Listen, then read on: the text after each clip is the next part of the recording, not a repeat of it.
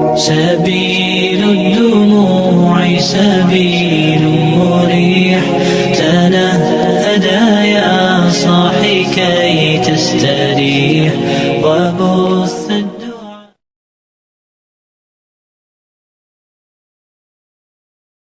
Assalamualaikum warahmatullahi wabarakatuh. Alhamdulillahi rabbil alamin. Wabihi nasta'inu ala umuri dunya waddin. Sallallahu wa sallama ala sayyidina Muhammadin khatamin nabiyyin wa ala alihi wa sahbihi ajma'in.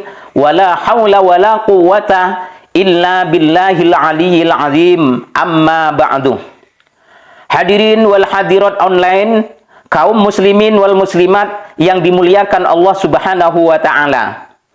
Merupakan musibah besar, merupakan bencana besar bagi umat Islam di seluruh belahan dunia ini, wabil khusus umat Islam Ahlus Sunnah wal Jamaah yang ada di negeri kita tercinta ini, Indonesia.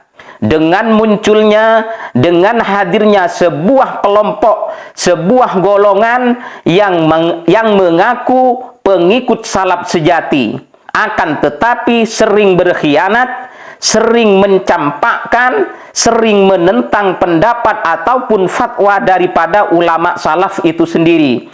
Di ketika pendapat atau fatwa tersebut tidak sejalan dan tidak sependapat dengan kelompok mereka.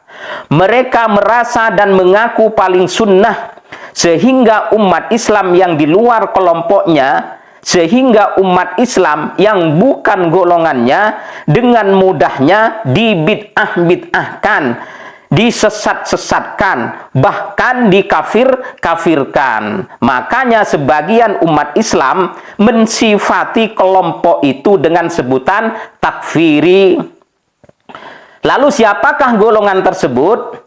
Siapakah mereka tersebut? Mereka adalah Wahabi. Yang akhir-akhir ini mereka tidak mau disebut dengan Wahabi, mereka ganti nama menjadi Salafi. Karena sebutan Wahabi adalah suatu hal yang sangat ditakuti oleh mereka. Karena umat, karena masyarakat sudah tahu tentang kebobrokan, tentang kejahatan, kedengkian, kesesatan, kepalsuan, dan kedustaan Wahabi. Oleh karenanya berubah nama menjadi Salafi. Ini ada guyonan dari teman-teman warga NU, dari teman-teman santri Aswaja, dan dari teman-teman YouTuber Aswaja, bahwa kata-kata Salafi itu merupakan singkatan dari kata salah fikir. Tapi guyonan ini menjadi betul, menjadi kenyataan, karena Wahabi memang betul-betul salah fikir. Dikira setelah berubah nama menjadi Salafi akan aman tentang rahasia-rahasia negatifnya yang ada dalam kelompoknya. Akan tetapi alhamdulillah Allah Subhanahu wa ta'ala yang membongkarnya, Allah Subhanahu wa ta'ala yang membukanya, sehingga tetap saja diketahui oleh umat Islam Ahlus Sunnah wal Jamaah. Baik, yang akan kami sampaikan di kesempatan ini adalah fatwa Wahabi, yang mana fatwa ini berseliweran kemana-kemari, di TV, di radio, di majelis taklim, di medsos, dan yang lain-lain, yaitu mengenai pembacaan kalimat tasdik atau pembacaan Shadaqallahul Azim yang dibaca setelah membaca ayat-ayat suci Al-Quran. Itu kata mereka adalah perbuatan bid'ah yang akan menyeret pelakunya, yang akan menyeret pembacanya ke dalam neraka. Kalau perlu neraka jahanam. Itu menurut mereka. Itu kata Wahabi. Lalu apa alasan Wahabi kok membid'ahkan umat Islam yang baca Shadaqallahul Azim setelah membaca Al-Quran? Alasan mereka itu ya tetap satu, berputar-putar di situ saja, yaitu tidak ada contoh Nabi tidak pernah mengerjakannya.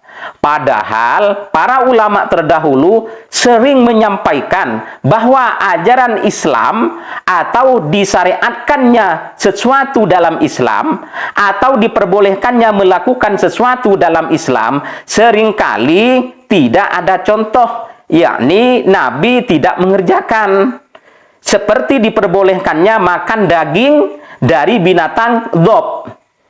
Nah, binatang dhab itu sebangsa atau sejenis biawak, tapi bukan biawak ya.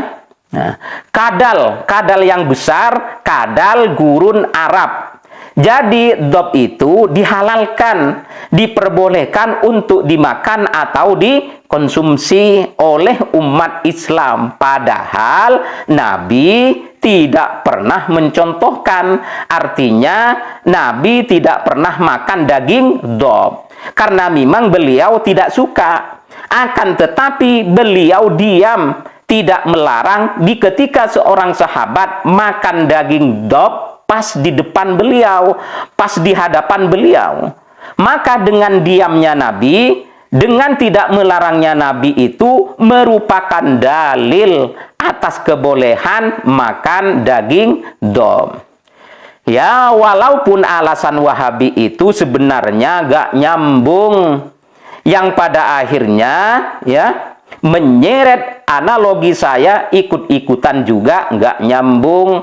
Tapi gak nyambungnya pada pokok persoalan. Tapi kalau pada alasan Wahabi di dalam membid'ahkannya itu nyambung sekali, nyambung banget.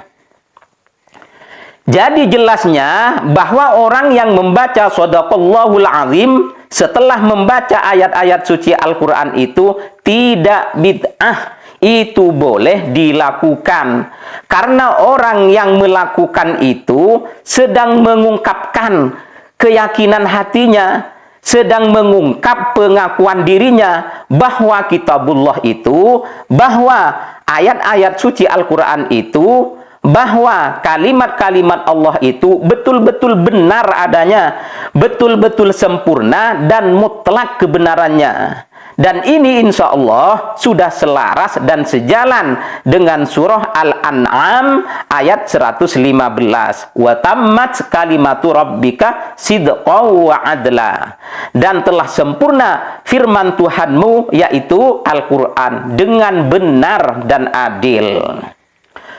Dan orang yang membaca Shadaqallahul Azim itu sedang mengiyakan, sedang mengaplikasikan sabda Nabi Muhammad Sallallahu Alaihi Wasallam ketika membuka khutbahnya pada hari Jum'ah, yaitu dalam penggalan hadisnya, fa inna asdaqal hadisi kitabullah. Maka sesungguhnya paling benarnya pernyataan atau perkataan dengan kebenaran yang mutlak adalah kitabullah, yakni Al-Quran. Jadi seperti itu. Lalu dari mana jalan bid'ahnya? Dari mana pintu bid'ahnya?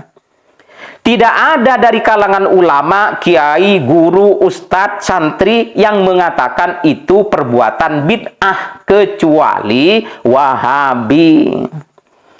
Sebenarnya itu begini saudara-saudaraku yang sangat saya muliakan. Wahabi itu kalau tidak membid'ahkan, kalau tidak menyalah-nyalahkan, kalau tidak menyesat-nyesatkan amalan-amalan umat Islam Ahlus Sunnah wal Jamaah, lidah dan tenggorokannya akan terkena alergi gatal-gatal. Jadi kalau sampai telat tidak membid'ahkan, maka gatalnya itu akan kambuh. Jadi seperti itu ya guyonannya. Nah, sekarang mari kita serius lagi. Kita perhatikan dengan seksama. Sekelas Imam Sudes saja, sekelas Syekh Abdurrahman As-Sudes saja tidak luput dari hantaman amunisi bid'ah mereka. Coba perhatikan berikut ini. Setelah membaca Al-Quran, Sadaqallahul Azim, ini pun juga bid'ah. كذلك يبين الله لكم آياته لعلكم تهتدون صدق الله العظيم. Atas semua kesalahan mohon dimaafkan. Wallahul muwaffiq ila aqwami thoriq wal afu minkum. Summassalamu alaikum warahmatullahi wabarakatuh.